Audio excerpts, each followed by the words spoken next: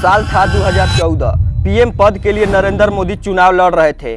तब उस चुनाव में नरेंद्र मोदी को जीत दिलाने के लिए एक शख्स पर्दे के पीछे से काम कर रहा था, जिसकी हाइट लगभग 5 फीट 6 इंच और कभी कभी जींस टी शर्ट। आपको जानकर हैरानी होगी, साल 2011 में ये जींस टी शर्ट वाला आदमी नरेंद्र मोदी के एक फोन पर स्विट्जरलैंड से इंडिया आ गया और बन गया देश का सबसे बड़ा पॉलिटिकल स्ट्रेटजिस्ट। अब तक तो आप समझ ही गए होंगे कि मैं किस आदमी की बात कर रहा हूं। बताने की जरूरत नहीं है, लेकिन मैं आपको बता देता हूं। तो बात हो रही है देश के सबसे बड़े पॉलिटिकल स्ट्रेटजिस्ट की, जिसे दुनिया प्रशांत किशोर के नाम से जानती है। सबसे बड़ा सवाल ये है कि पीएम मोदी ने फोन पर ऐसा क्या कहा कि प्रशांत किशोर स्विट्जरलैंड से दौड़े चले आए। तो चलिए शुरू से शुरू करते हैं। बिहार के रोहतास जिले में जन्मे प्रशांत किशोर की शुरुआती पढ़ाई उनके शहर में ही हुई है। पढ़ाई में इतने तेज थे कि पिताजी को लग रहा था कि हमारा बेटा डॉक्टर या इंजीनियर बनेगा, लेकिन प्रशांत किशोर क्या बनना चाहते थे ये उन्हें खुद भी पता नहीं था। उन्होंने बिहार से बाहर निकलकर हिंदू कॉलेज में एडमिशन ले लिया, फिर वापस घर लौटते ही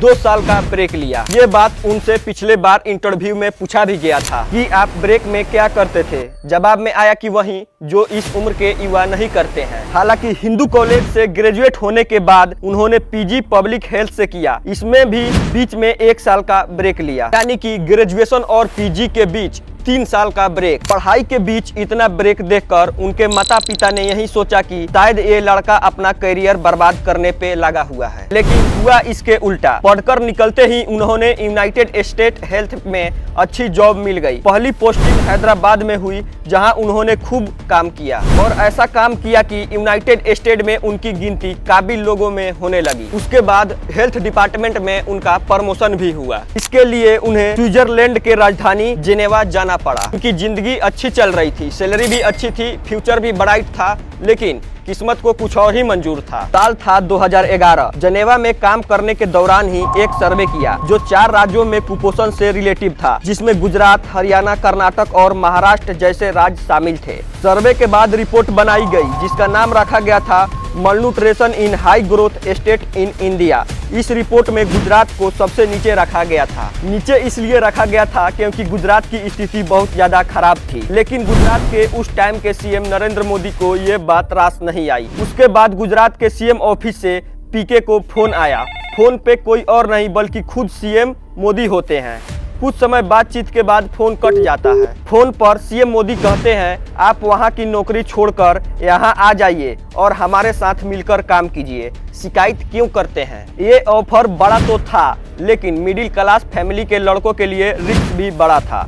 नेताओं के साथ काम करना किसी जोखिम से कम नहीं होता है। काफी सोचने और विचारने के बाद वो अपने वाइफ चांदनी दास से सलाह करने के बाद प्रशांत किशोर ने अपना जवाब भेजवाया। जवाब में लिखा था कि ठीक है, नौकरी छोड़कर आपका ऑफिस ज्वाइन कर लूंगा, लेकिन बदले में आप मुझे हायरार्की का हिस्सा नहीं बनाएंगे। मैं आपके साथ सीधे तौर पे काम करूंगा। यहाँ हायरार्की का मतलब है मेरे बॉस सिर्फ आप होंगे और मैं सिर्फ आपको ही रिपोर्ट करूंगा। तो आखिरकार 2011 में प्रशांत किशोर नरेंद्र मोदी के साथ जुड़ जाते। 2011 में गुजरात में चुनाव होने वाला था और मोदी के लिए स्पीच लिखने लगे, नए नए आइडियाज देने लगे और आइडियाज काम भी करने लगी। जैसे जैसे उन्होंने अपने काम को हकीकत में बदला, मोदी के सबसे करीबी बन गए।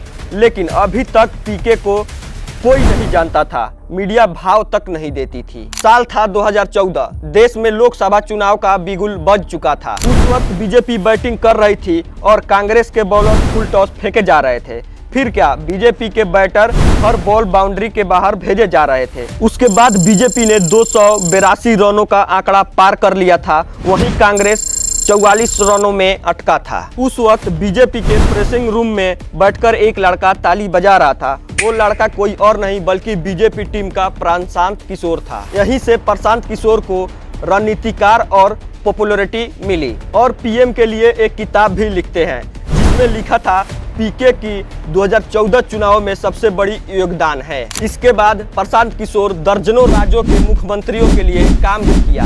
खैर, कहानी अभी बाकी है। हम अगले पार्ट में जानेंगे कि पीके किन किन मुख्यमंत्रियों के लिए काम किया और उन्हें क्या रिजल्ट मिला। क्यों सारे पार्टियों को मुख्यमंत्री प्रधानमंत्री को छोड़कर अपना खुद का पार्टी जन स्वराज बना लिया। जाते जाते चैनल को सब्सक्राइब कर देना और वीडियो अच्छी लगी हो तो एक लाइक कर देना। मिलते हैं पार्ट 2 में, तब तक राधे राधे।